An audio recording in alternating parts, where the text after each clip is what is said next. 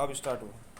अपने घरों में भी पंकज जाओ, ये देखो, अपने घरों में भी सबसे पहले देव स्थल जैसे ये है आपका, इस देव स्थल के सामने आप जोत तो करेंगे, ऐसे जोत करेंगे, जोत आदि देने के बाद इसे बगल में रख देंगे, अर्थात दाहिने हाथ की तरफ। सामने कभी भी धूप, अगरबत्ती, दिया आदि नहीं रखनी चाहिए, वो मार्ग अवरुद्ध हो जाता है। और आपके बाएं हाथ की तरफ आप देखिए, यहाँ पे ये जोत रखी हुई इस तरफ, ठीक है ना, ये देखिए ये जोत है, और इस तरफ ये कलश है, यानी कि बाएं हाथ की तरफ जल रहेगा, ये माँ दुर्गा के हाथ। इसी तरह से जब हम आप लोग इधर से जब देखेंगे, इधर से देखिएगा, और ये बद्रीनाथ जी की अखंड जोत है, ये जोत जो हम लोग लाए हैं ये बद्रीनाथ जी से लाए, और यहाँ ही नहीं, जो केदारेश्वर महादेव मंदिर एचएल में निर्मित है, वहाँ भी बद्रीनाथ की अखंड जोत लाई हुई है।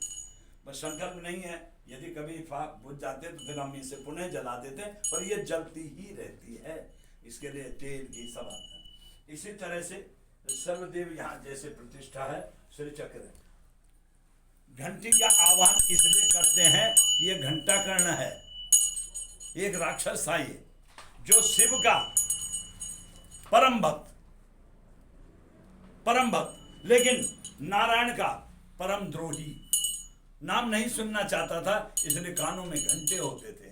तो भगवान शिव से इसने कहा मुझे मोक्ष चाहिए, तो इन्होंने कहा कि ठीक है बद्रिकाश्रम आओ। तो जब बद्रिकाश्रम में गए, बद्रीवन, बद्रिकाश्रम नहीं होना, उन्होंने कहा बद्रीवन चलो।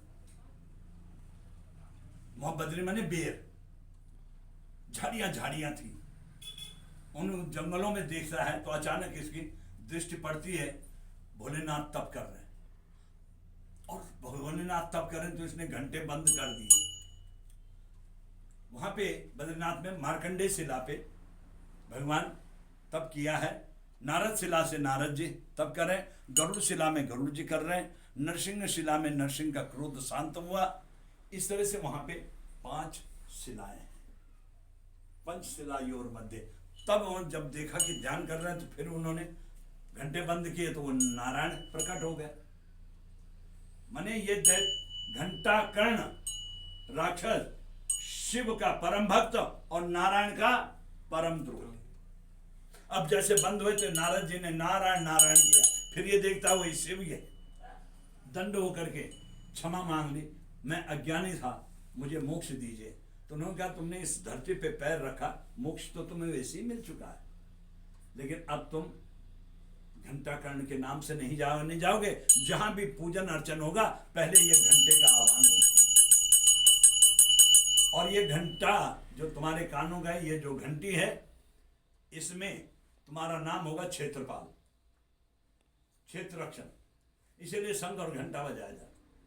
घंटे में कौन लोगों ने ध्यान ही नहीं दिया। इसके ऊपर देखिए, ये बहुत आसानी से देखिए, गरुड़ जी बने हुए हैं, और गरुड़ जी के साथ में शेष नाग बना। कोई भी घंटी उठा लीजिएगा, उसे हर एक में मन छोटी बड़ी दिखा, तो ये ना क्यों, ये घंटा कर्ण ने कहा भगवान से, प्रभु आप तो ये गरुड़ जी पे, ये देखिए गरुड़ जी भी बैठे हुए हैं, गरुड़ जी पे विराजमान होते हैं।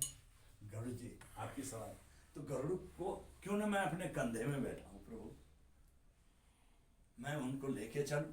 बोले ये गरुड़ का विषय मेरा नहीं, आप गरुड़ के पास जाओ।